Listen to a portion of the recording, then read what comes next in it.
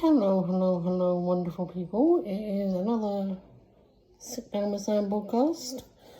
As you can tell, I am not in my usual spot of glory because the weather has been absolutely atrocious recently.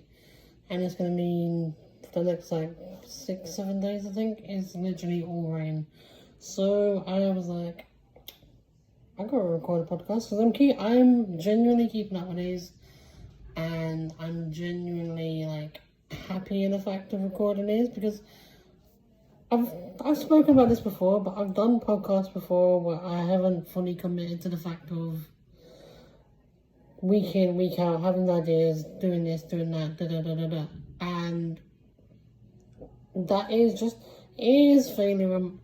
It's always been failure on my part, obviously. Mainly because, every time I go to do it, I'm like, oh, I can't bother to do it. But even though I'm, so unmotivated to go out and do shit right now, I still have the motivation to pick up the phone and talk about a certain subject. Because half the time, in a sense, when I am doing them, obviously I'm outside. So it gives me that boost of, it gives me that boost of that motivation to get up and go, right, go out today, go to the park, record your podcast, and then if you need to do anything while you're out, do it then. And it's never ever due to laziness or nothing. It's mainly due to the fact that if I go anywhere or do anything, especially if I need food or something, I need help. So there's that aspect of if I can just go to the park, I go in the park, I'll get my phone out, I'll still talking to my phone like I'm doing now, and people tend to look, obviously, but I don't care. But half the time I think people think I'm on fucking FaceTime or something. But yeah, I record, obviously, and I'm in my element when I do it, I'm talking. And, people who know me go, oh, you love to talk. No shit. But, today's podcast thing is how my disability changes people's perception when it comes to relationships. Fuck knows how I'm gonna put that all into one title. But let's start probably the biggest one for me was the first one, obviously. As I say, I've had quite a few fair relationships. I'm bisexual, obviously, so I've had both male and female relationships in the past. But when it came down to the first relationship I had was with someone who wasn't also disabled. I believe I was 17, I think. I think I was 17. And I feel that as I've gotten older, people tend to judge you more, or won't give you a chance, even though there is far more information out there to read up on this kind of thing, and it's viable enough to say if you wanted to do some research on it, you could. But as I said, I think I was 16, 17 at the time. I was in a relationship with this girl, and she obviously knew I had my struggles, obviously. I was nowhere near as bad as I am now. I mean, in the mean of, at that point, I could do walks around, I could do meeting up, I could do things, I could feed myself, I could have drinks out of no carbs, etc., etc. But the relationship went on for about 5 to 6 months. Not very long, obviously. But in those 5 to 6 months, it must have been 17, because 18, 19 was when my disability started to go downhill mad. I think it must have been 17. I was 17 and things with my body started to go downhill drastically. I lost a lot of feeling in my hands. picking up stuff. I'd pick up something and I'd drop it straight away because I didn't have the strength. I started to notice any type of exercise I started to do became more. I'd get pain. I get more and more pain in my legs, obviously, because I was exuberating a hell of a lot of strength and everything, or like effort. That's the word. A lot of effort for doing something, but I think we got to the 4 month mark, and I really told this girl. See, I'm not gonna name anyone that I've dated in the past because I don't feel like they're airing their names, obviously. But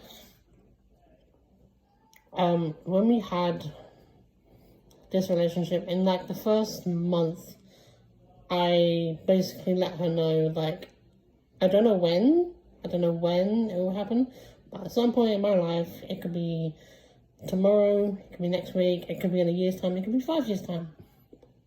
But at some point, I'm going to be paralyzed from the waist down. They told me that that's due to the deterioration of my disability. They've always said to me this is going to happen. They told me this when I was 11 years old, so it hit me pretty hard back then, but after many, many years of like, it is what it is, it's going to happen no matter what you do sort of thing, you start learning to live with the factor of it, and I've come to accept it, obviously, but many relationships that I've been in, like this one, obviously, it's not me that has to worry about it, it's the person that I get with. They have to know that someday I could be fine one day, well, not fine, not exactly fine, but I could be able to manage to walk and everything with support one day, and then the next day, bang, wheelchair bound, nothing I can do about it. And yeah, we got to the fourth month mark with this girl, and we started to like notice certain deterioration things going on in my body. Like, we try to do certain walks together, obviously. We try to do like some things, and it just my body started to give up a little bit. And we got to the nearly like the end of the month, and there wasn't exactly any indication that it was gonna go downhill or nothing. But I think we got to one of the months, and I remember waking up and I couldn't feel my legs. And this has happened before, obviously. I've had momentarily lapses of it happening, but not fully going to the full capacity.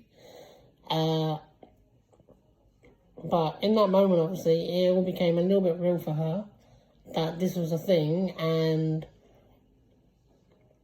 as anyone like me, it did scare her, it scared me. But I was like, right, this is happening, okay, you gotta live with it now, yada. Unfortunately for me, in that scenario, she found it very, very overwhelming in the fact that we had like talked about so many things to do that required me standing up, obviously, and then this had happened. And obviously, when I say it was a very momentary lapse of deterioration, like losing the feeling, it was very momentary. Like, it was like one day it happened, and then the next day I was fine. But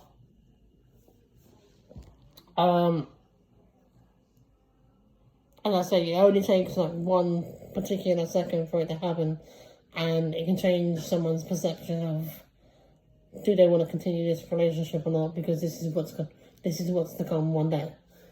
And I remember we sat down, we started talking, obviously, and she started to cry, and I was like, what's wrong? Hold on. She was like, you haven't done nothing. I said, yeah, I think I know what's going on. And she was like, what? I said, we're done, haven't we? And she started crying more. I said, look, I'm not ever going to judge you for this, because what I told her in the beginning, I said, look, It's an underlying factor that I knew one day this would happen. You knew as well, but it's an overwhelming factor to say because you never know how real something is until it happens. It's like saying, oh, I've never broken a bone, and then you go and break a bone the next day, and until it happens, it's not real. So this momentary lapse of not being able to feel my legs, obviously, and then she was like trying to figure out how we were gonna do so many things, and how we were gonna live life, and this. It scared, it scared her, and as I say, we sat down, she cried, I cried a little bit, we spoke about the whole ordeal a little bit, and I said, look, no one's gonna judge you if you say you want to walk away from this, because at the end of the day, I wouldn't wish this upon my greatest enemy, and I certainly wouldn't wish it for you to look back and have regrets in your life saying that you wanted to do things and I would be the person holding you back. So that was one. I just spoke for like 6 minutes on this thing. It's funny as hell. That was like one particular thing. She and I ended the relationship, and we're still friends to this day, obviously. But even now, I've spoken to her, and it's like,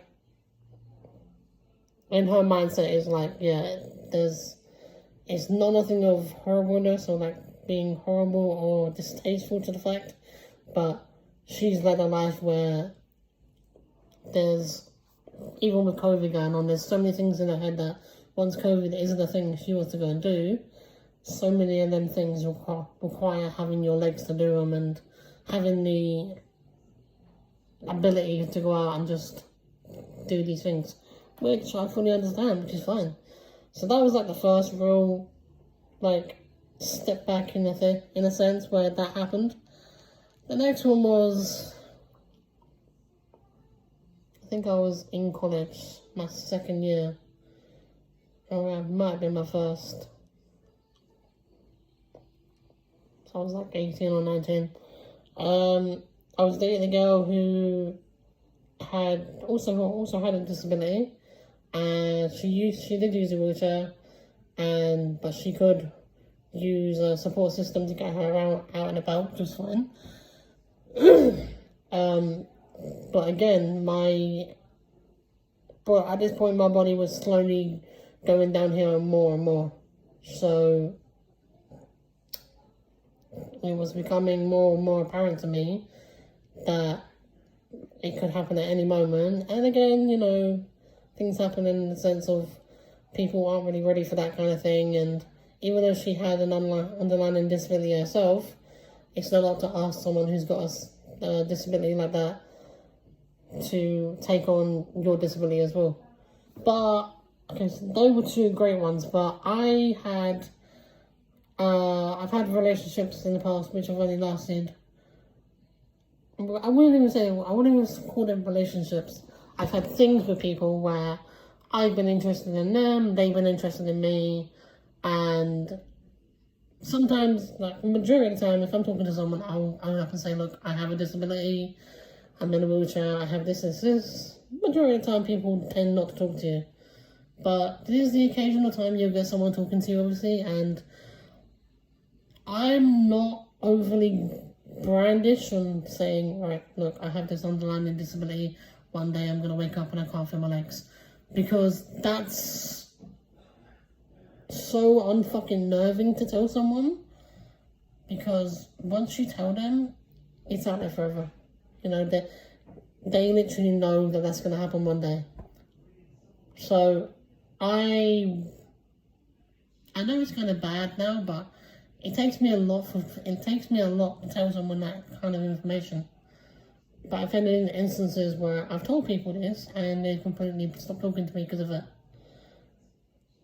And that's disheartening into the fact, as I say, as I was growing up, obviously, I think people were more understanding of the fact.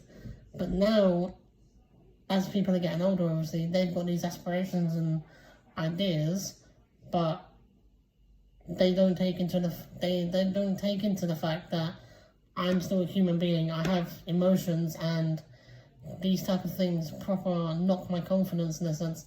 Like, I'll be chatting to someone, I really get on with them, and the second I have that little detail, even if I say to them, oh yeah, I've got a disability, I get blank or ghosted, and no one talks to me. Or I'll tell them I've got a disability, they go, oh, what's it about, and I'll say, I'm in a wheelchair, like, okay, what does that sort of mean, obviously? And then obviously I build up the confidence in a sense to tell them that one day I'm going to be paralyzed on the waist down, and then they ghost you, and then you're just like, well, that was a lot of hard work done for nothing. And it does limit you from, it limits your confidence from going, do I even try talking to anyone anymore? Because you always feel like the answer is going to be the same. So, as I say, I'm 24, I'm going to be 25 next year. And I've not really had many successful relationships that have lasted a long time. And I'm getting to a point now where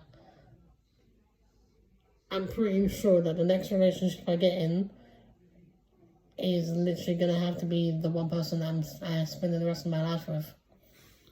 Because I can't imagine bouncing from a relationship to a relationship to a relationship anymore. I'm at a point in my life where I need stability, and I need someone to say to me, if, like, even if it was tomorrow that this thing happened, that they could say to me, I'm here for you. But I would need someone to say, I'm here for you no matter what. Like, no backing out, no making me feel like they're my comfort blanket in a sense, and then bail on me on when it actually happens. So, that's the podcast today. That is like my experience. I don't know what I'm going to title this yet, but yeah, that's what it is. Like, that's what my perceivement on when I tell people my underlying paralysis to come. It's a fun life, not gonna lie. As I say, like, I will be back next week doing this. Weather seems to be doing the same again for next week, so it'll be probably an indoor one. I was gonna do another one this week, but I didn't feel motivated enough to have the right head on for it. That's why I've gone for this kind of standpoint and this kind of video, or this kind of topic, sorry.